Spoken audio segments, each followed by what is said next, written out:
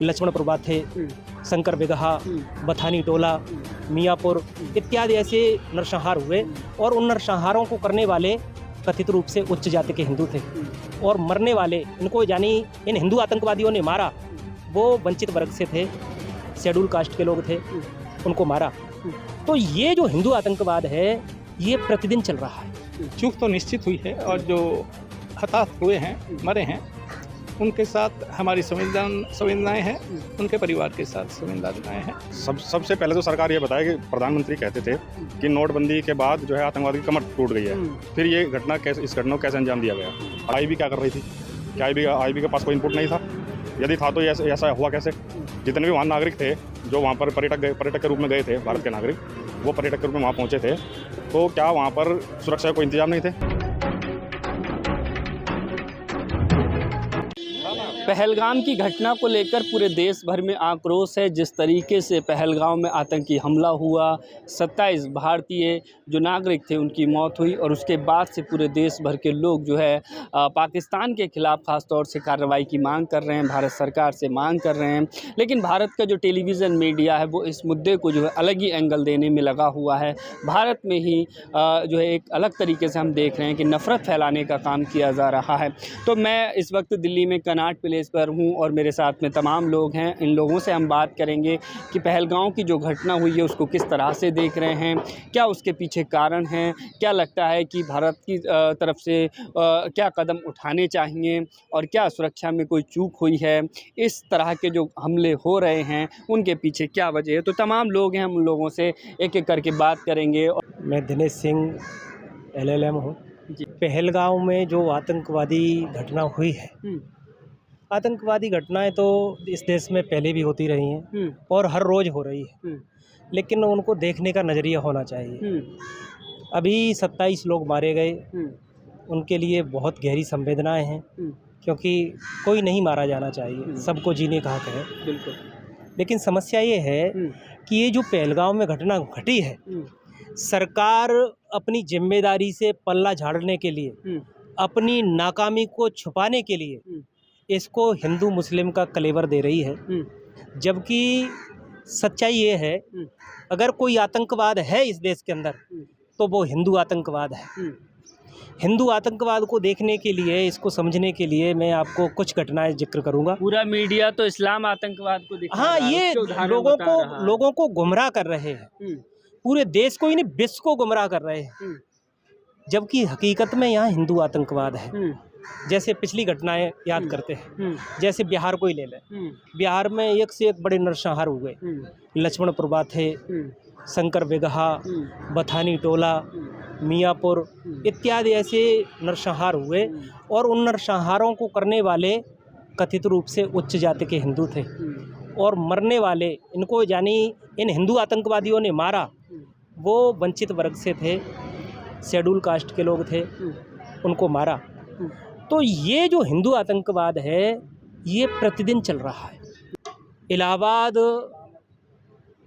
जिले की विधानसभा है कचनेरा, वहाँ इसोटा गांव पड़ता है। 30 वर्षीय देवी शंकर जाति चमार, उस आदमी ने मजदूरी करने से मना किया। मजदूरी करने से मना करने पर हिंदू आतंकवादियों ने उसको बहुत बुरी तरह से पीटा, पीट करके उसको जिंदा जला दिया। क्या किसी को जिंदा जलाना ये आतंकवाद नहीं है?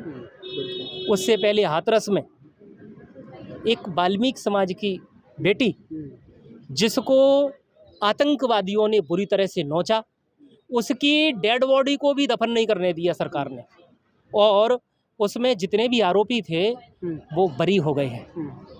ये हिंदू आतंकवाद नहीं है? आप और पीछे जाएं थोड़ा सा, राजस्थान में एक घटना घटित हुई। इंद्र कुमार मेघवाल नाम का एक छोटा सा बच्चा, वो बहुत होनहार टैलेंटेड था।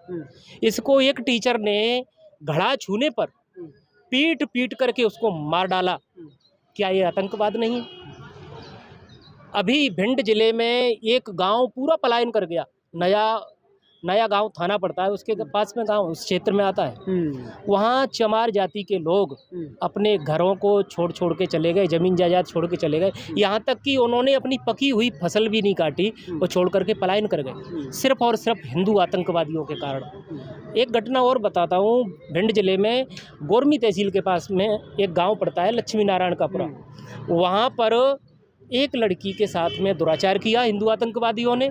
दुराचार करने का वो दबाव बना रहे थे कि इसमें राजीनामा कर लो, लेकिन लोग में नहीं माने, तो उनके घरों में आग लगा दी गई, उनको आतंकित कर किया। इतना भयंकर आतंकवाद है जिसकी कोई सीमा नहीं। यहाँ तो लोगों को जाति पूछ करके मारा जाता है, चुन करके। तो मैं समझता हूँ कि इस देश में अगर सबसे बड़ा कोई आतंकवाद है तो वो हिंदू आतंकवाद है, और इसे हिंदू आतंकवाद का खात्मा होना चाहिए। बिल्कुल। इस देश का कोई वाल्मीकि, चमार, धोबी, नाई, कुमार, कहार, मल्ला, ये लोग किसी को नहीं सताते, इनके ऊपर जुल्म होता है। जुल्म करने वाले कौन हैं? वही ब्राह्मण ठाकुर बनिए। तो असली आतंकवाद यही है। और ये आतंकवाद कहाँ से निकल के आता है पता है? इनके धर्म ग्रंथों से। इसमें ऐसी शिक्षा दी गई है कि जिसको लोग पढ़ते हैं, पढ़कर इनको लगता है कि बस ये तो नीच लोग हैं, अछूत हैं, दलित हैं, इनको कुचलो।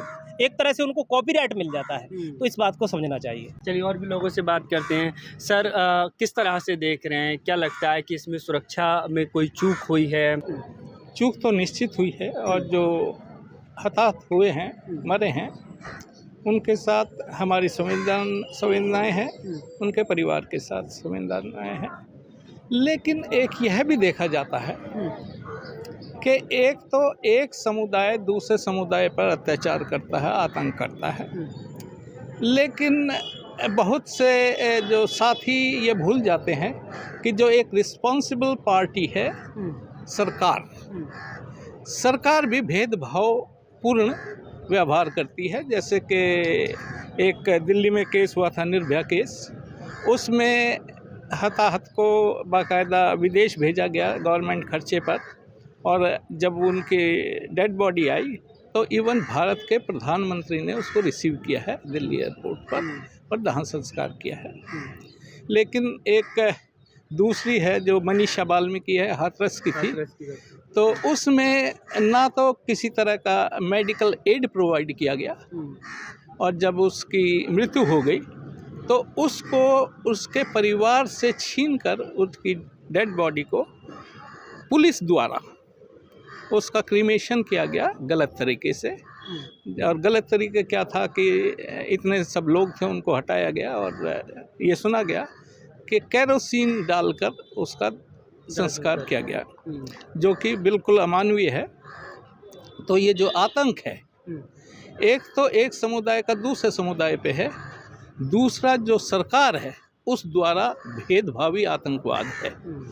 तो इस पे भी साथियों को विचार करना पड़ेगा कि जो जिसकी रिस्पॉन्सिबिलिटी है इस तरह की घटनाओं को डील करने में और इस तरह की रणनीति बनाने में, उनकी आवश्यकता है कि इस तरह की घटनाओं की पुनरावृत्ति ना हो, आगे ना हो, उस तरह के कदम उठाने की ज़रूरत है।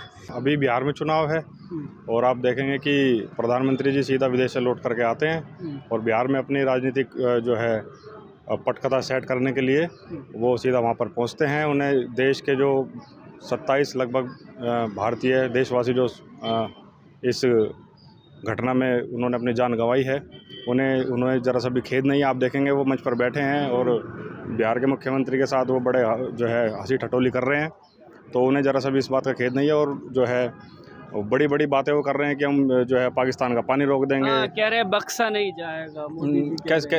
कैसे मान लेगा कोई देशवासी, कैसे माने?